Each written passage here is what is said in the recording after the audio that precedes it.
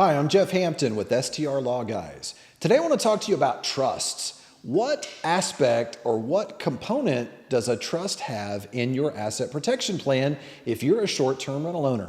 By the way, if you wait around to the end of this video, I'll also give you a free ebook, a case study of a short-term rental owner's asset protection plan.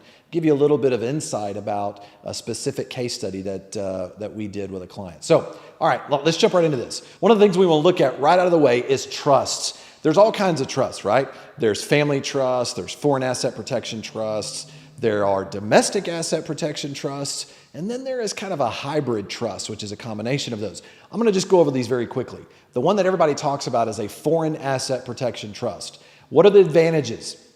I'm not going to spend a whole lot of time on this, but I want to tell you the pros and cons. The advantages to a foreign asset protection trust, particularly one that is set up in the Cook Islands, is that they work.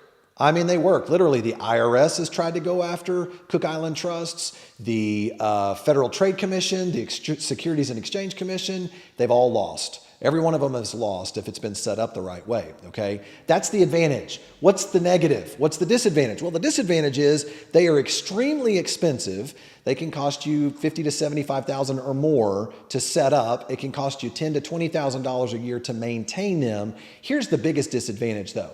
The biggest disadvantage is in a foreign asset protection trust is that you do not have control over your assets. Literally, a foreign trustee is in control of your assets. And ideally, as a short-term rental owner, as an investor, you want to be able to both have protection and you want to be able to have control over your assets. So I'm going to move past that, okay? Now, what about domestic asset protection trusts? What are the advantages? Well, number one, the advantage is they're much more cost-effective. They're easier to be in compliance with compared to a foreign asset protection trust. Here's the negative. They don't work. They just don't work. They don't work at all. So, and the biggest reason why, and I'm not going to get into it too in depth, but it's because of the full faith and credit clause of the United States Constitution. I'm going to give you an example. One of the first state to establish a domestic asset protection trust was Alaska. So Alaska put together the Domestic Asset Protection Trust trying to emulate the Cook Islands Trust, which was set up in 1984. Here's the problem. Let's say hypothetically you have an Alaska Domestic Asset Protection Trust, but you have a California judgment, okay? Let's say you set up that in Alaska, but your property's in California, and you get a judgment against you in California. Here's what's going to happen.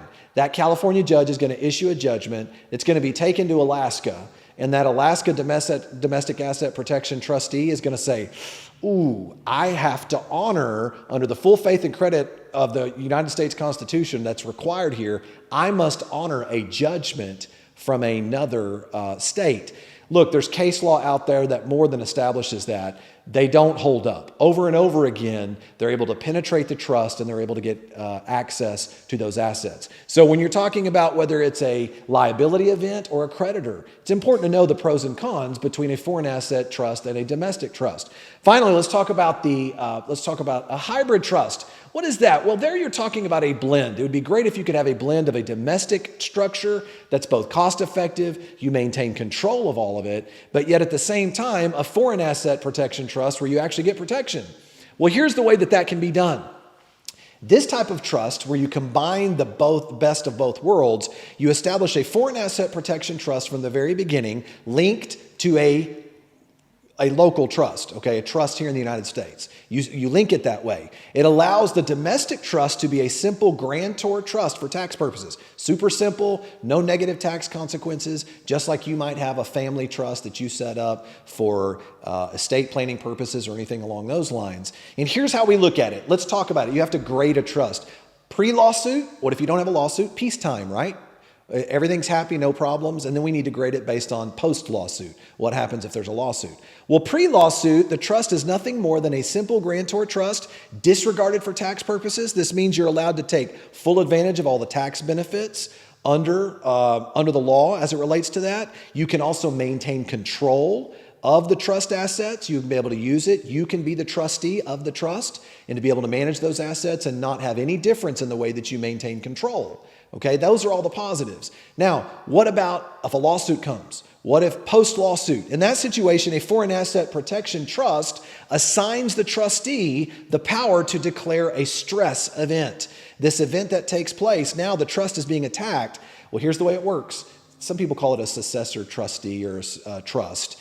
The special successor trustee, who is a foreign trustee, this jurisdiction now is able to remove you as the trustee, and that foreign trustee takes over. Okay, he now takes over. He's able to gain access to all of the assets. He's able to do as needed. Because remember, a trustee has a fiduciary duty to do what's in the best interest of the beneficiaries. And in that situation, they are looking to protect the assets of the trust. And so essentially during peacetime, you have a regular domestic trust. And then during a stress event, something that actually happens where you get sued, you can have an actual foreign trustee take over that and move those, link them back. It kind of triggers an event that brings it back over to a foreign asset protection trust, okay?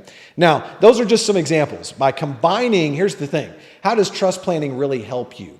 Now, this is a very specific thing because not everybody needs a foreign asset protection trust. Not everybody needs this hybrid trust either. Much of it depends on your net worth and what is at risk for your specific portfolio. So by combining LLCs, limited partnerships, as well as trusts, you'll be able to create a comprehensive asset protection strategy so that you're able to make sure and not only maintain control of your assets, but protect those assets and remain in compliance with government authorities, okay? Listen, I know I threw a lot at you in a very short period of time here, but there is a lot of bad information out there about what trusts are and whether or not they apply to you or not. So I want to encourage you to reach out to us, and here at STR Law Guys, we can help you by providing you a custom asset protection plan and make sure and help you know what your next steps need to be. Now, I promised you if you waited around to the end of the video, I'd give you a free ebook. I'm going to give you a case study of a short-term rental owner's asset protection plan. Click through down into the link. You'll see the place for you to leave your email by clicking the link, and I'll be happy to send it over to you. I hope you enjoyed this video. I'll see you on our next video series.